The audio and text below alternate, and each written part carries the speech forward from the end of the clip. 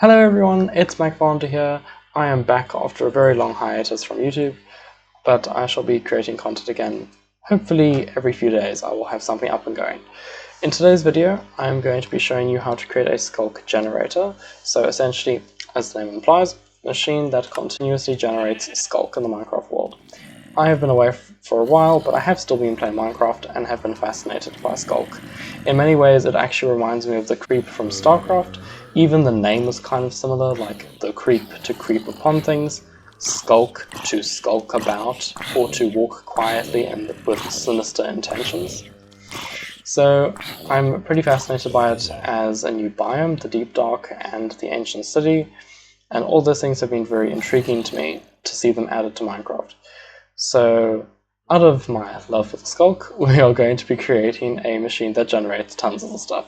So, we have landed in an ideal world. We have directly under these blocks is a zombie spawner, which we will be using to fuel the Sculk and to continuously create more. I didn't notice that cabling.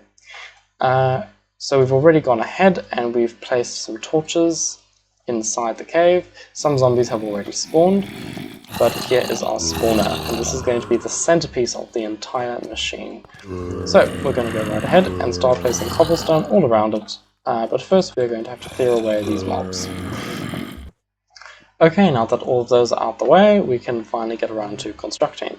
So we're going to make a little area of around 3 blocks long and 2 blocks wide, with the spawner in the center, probably just off to the side like this, although I think I want this side to be closer to the Sculk, as you'll soon see.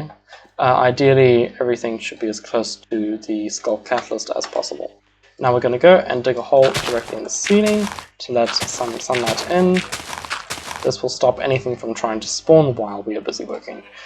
I'm going to spend the next few minutes just clearing all this stuff out the way so that we can get a nice big hole, and I will use cobblestone to construct the next layer of our machine.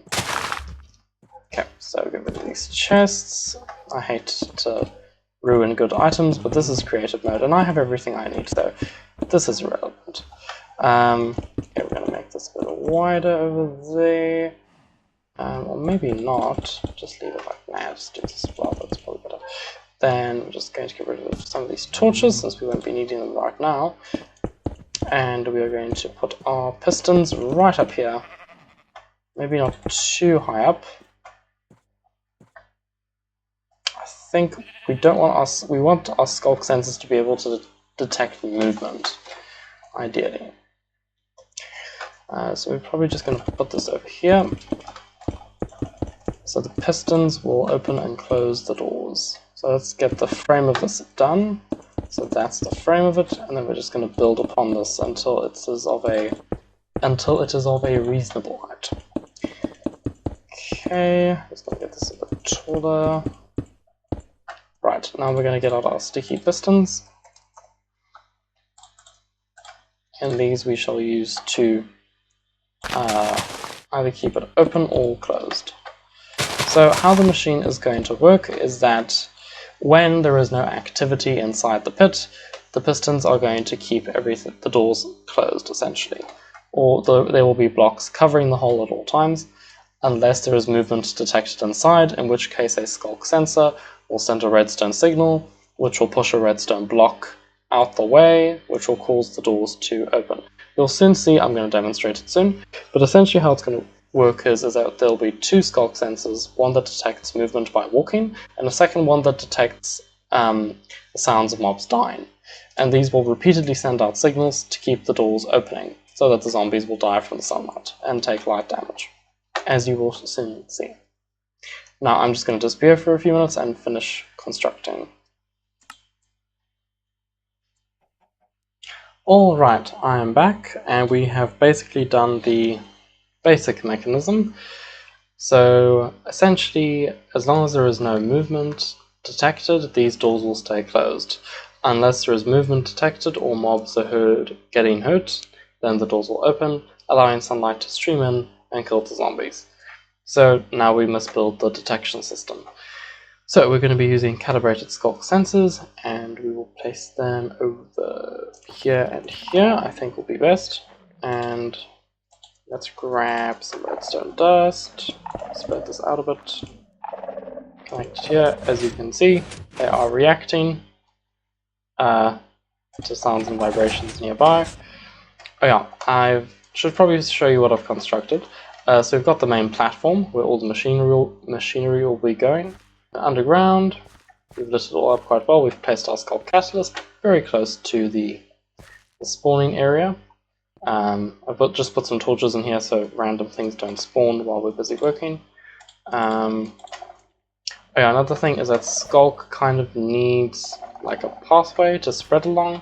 So dirt is best, or stone. It'll go over cobblestone, but it won't like properly infect it. It won't make like a Sculk block. It'll be like those like Sculk vines instead for cobblestone. So we've also made plenty of holes so it can creep out of the cave and into the world around it.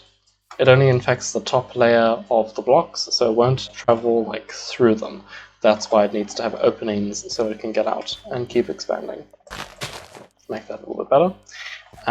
Yeah, and for the room itself, obviously all the dyeing will be happening in here, so the Sculk needs to be able to travel through the walls. So we will just have a one-layer dirt wall over here, so that basically this will turn to Sculk. The souls will travel through the wall, down towards the Sculk catalyst, and then outwards again to new areas.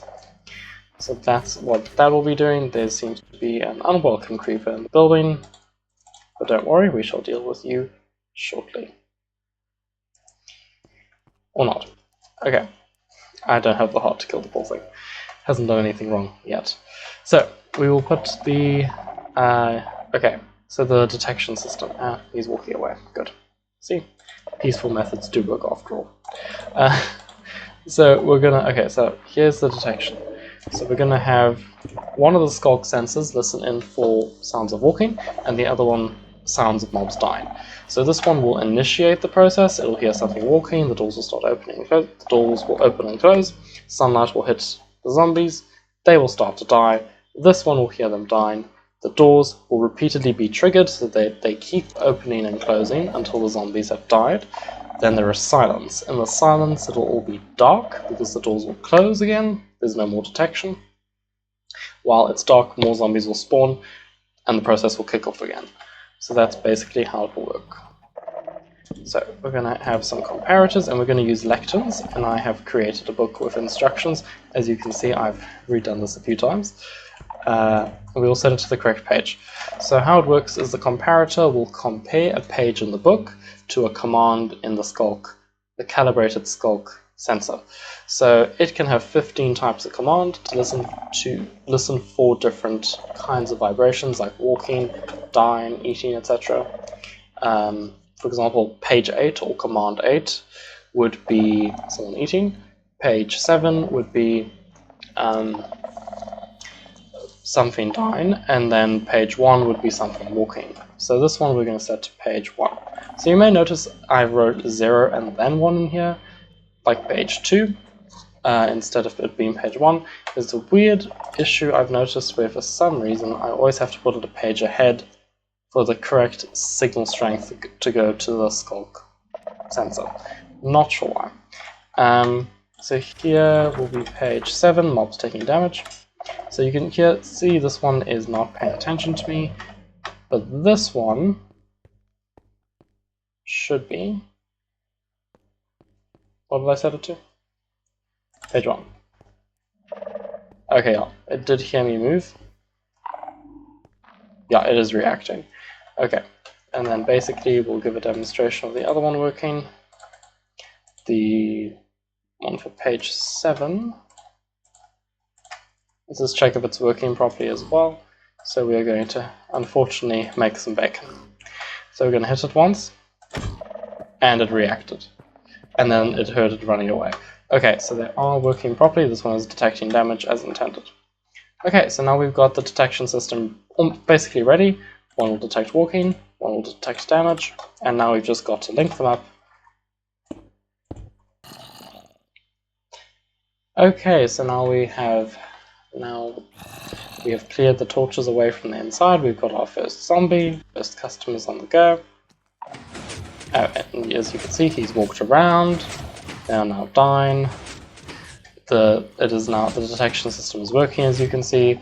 One's hearing them die, it'll keep opening the doors. They're burning to death. And so we're going to go underground and see how the rest of the process is taking shape. So here, just in time, it is collecting the souls and spreading the Sculk. It is working, it is functional, it's beautiful. So, that's great. I did install a mod which allows me to move through the Sculk, so now you can get a first-person perspective of what the zombies will be going through. As you can see, the Sculk vines are creeping up the cobblestone. So there we go. He's burning stuff, he's walking around, he's treating the sensors.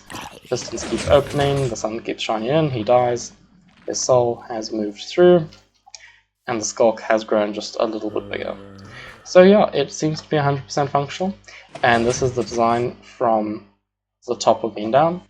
I'm going to paste the world seed along with the coordinates of where to find the zombie spawner, so you can construct it yourself in survival if you want, or creative. And yeah, thanks for watching. I hope you found the video useful, I hope you found it helpful, and I hope you learned a thing or two more about how to use calibrated Sculk sensors and some of the uses they may have. So get up to whatever conniving, cunning and strange plans you have for the evening, and I shall be headed off. Good night, and I hope you enjoyed. Bye!